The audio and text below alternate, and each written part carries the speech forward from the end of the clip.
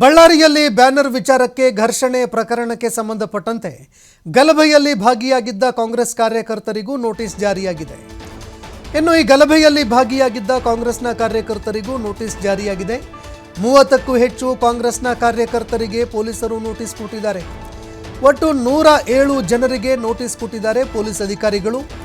ಗಲಭೆಯಲ್ಲಿ ಭಾಗಿಯಾಗಿರುವ ಬಹುತೇಕರು ಪರಾರಿಯಾಗಿದ್ದಾರೆ. ಈ ಗಲಭೆಯಲ್ಲಿ ಯಾರ್ಯಾರು ಭಾಗಿಯಾಗಿದ್ರು ಅದರಲ್ಲಿ ಬಹುತೇಕರು ಪರಾರಿಯಾಗಿದ್ದಾರೆ. ಬಂಧನವಾಗುವ ಭೀತಿಯಿಂದ ಪರಾರಿಯಾಗಿದ್ದಾರೆ ಅನ್ನೋ ಮಾಹಿತಿಗಳು ಲಭ್ಯವಾಗ್ತಾ ಇದೆ. ವಿಡಿಯೋ ಆಧರಿಸಿ ಅರೆಸ್ಟ್ ಮಾಡೋದಕ್ಕೆ ಪೊಲೀಸ್ ಅಧಿಕಾರಿಗಳು ಬಲೆ ಬೀಸಿದ್ದಾರೆ. ಅಂದರೆ ಆ ಗಲಭೆ ಆಗುವಂತಹ ಸಂದರ್ಭದಲ್ಲಿ ಯಾವ್ಯಾವ ವಿಡಿಯೋಗಳು ರೆಕಾರ್ಡ್ ಆಗಿತ್ತು ಆ ವಿಡಿಯೋಗಳ ಆಧಾರದ ಮೇಲೆ ಆರೋಪಿಗಳನ್ನು ವಶಕ್ಕೆ ಪಡೆದುಕೊಳ್ಳೋದಕ್ಕೆ ಅಂತ ಬಲೆ ಬೀಸಿದ್ದಾರೆ. ಕೇವಲ ಬಿಜೆಪಿ ಕಾರ್ಯಕರ್ತರು ಮಾತ್ರ ಅಲ್ಲ, ಕಾಂಗ್ರೆಸ್ನ ಕಾರ್ಯಕರ್ತರಿಗೂ ಕೂಡ ನೋಟಿಸ್ ನೀಡಲಾಗಿದೆ. ಅಂದರೆ ಬಿಜೆಪಿ ಆರೋಪ ಮಾಡಿತ್ತು ಕೇವಲ ಬಿಜೆಪಿ ಕಾರ್ಯಕರ್ತರಿಗೆ ಮಾತ್ರ ನೋಟಿಸ್ ಕೊಟ್ಟಿದ್ದಾರೆ ಅಂತ. ಪೊಲೀಸರ ವಿರುದ್ಧ ಜನಾರ್ದನ್ ರೆಡ್ಡಿ ಅವರು ಆರೋಪ ಮಾಡಿದರು.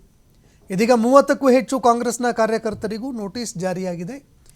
ಹೀಗಾಗಿ ಪ್ರಕರಣಕ್ಕೆ ಸಂಬಂಧಪಟ್ಟಂತೆ ಯಾರ್ಯಾರಿಗೆ ನೋಟಿಸ್ ಜಾರಿಯಾಗಿದೆ, ವಿಚಾರಣೆಗೆ ಹಾಜರಾಗ್ತಾರಾ ಅಥವಾ ಅವರನ್ನು ವಶಕ್ಕೆ ಪಡ್ಕೊಂಡು ವಿಚಾರಣೆ ಮಾಡಲಾಗುತ್ತಾ ಅನ್ನುವಂಥದ್ದನ್ನು ಕಾದು ನೋಡಬೇಕಾಗತ್ತೆ.